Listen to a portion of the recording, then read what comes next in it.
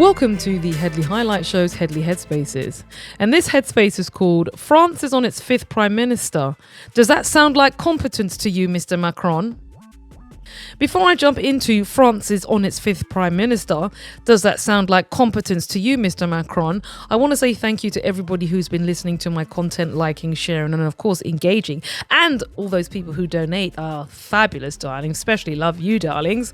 More of you would be fabulous too. So I wanted to say mainly because when I started posting, I had 62 subscribers and I now have 1,000. Sorry, what am I talking about? I've got 2,001 subscribers. That's where I'm moving in towards, people, and I'm aiming to get to 2,100. So can you also hype up this particular post and use my hype points to make the post more engaging and more likely to reach a wider audience? Also, so please donate, like and share. Make a donation at denisehedley.com or on my website, which is also called denisehedley.com. And with no further ado, let me jump straight in, shall I? So basically, my thoughts are Mr. Macron is about to appoint his fifth Prime Minister. Does that sound like competence to you? How about no?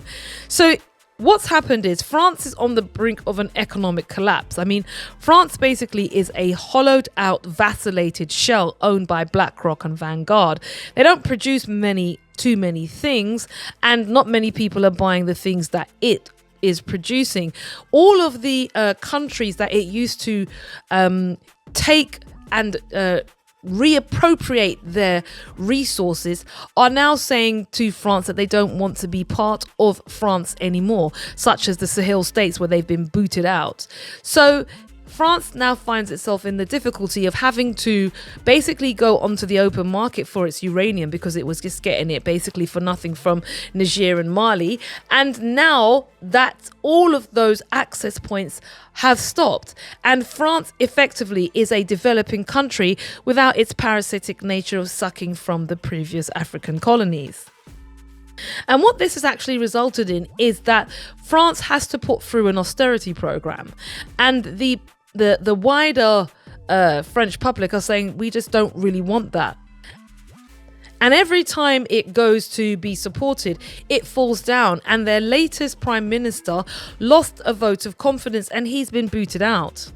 But what you're not hearing on your legacy and corporate media is that when France went to the polls 2.5 years ago, the left-wing candidate, Mr. Mélenchon, on his party, they actually won. But because the prime minister can use a series of democratic tricks to keep the opposition out, they did that. They had a pact with Marine Le Pen, and they then appointed a prime minister, and then Mr. Macron tried Miss Le Pen, and she now, as the official opposition, is in jail, giving him a free rein to continue to perform poorly with his appointments. But what I'm interested in is seeing who the next Prime Minister of France is going to be. I mean, who wants to take up that poison chalice? And given the difficulties the Macrons are facing about the origins of the partnership and the nature of that, let's not forget what's happening with Candice Owens and the fact that the Macrons are trying to sue Candice Owens on the grounds that she should not inquire about the gender origin of the First Lady. It's not looking good for the Macrons and also for the French economy. And this is a very short headspace, primarily to keep you abreast of the news, but also to point out that if you look at many of the European cities, their governments are completely unrepresentative of the population.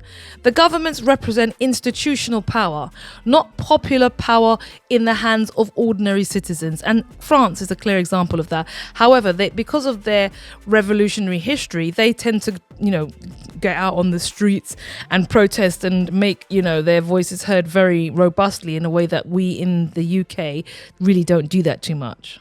But that's a separate issue. But the most important thing is that France is going to appoint potentially its fifth prime minister in the next maybe week or so.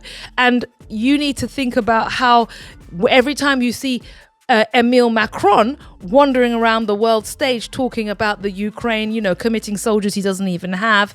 You need to think about, well, what is he presiding over at a domestic level? And it clearly looks like something exceptionally chaotic. And maybe you should focus a little more on that, Mr. Macron, as opposed to running around like a paper mache Napoleon. Cutout. Marionette. Anyway, that was just a quick one. Give me your thoughts, your 2 pence, your 3 cities in relation to what's happening in France, or not. See you next week, and don't forget to make a donation, darlings, and cut.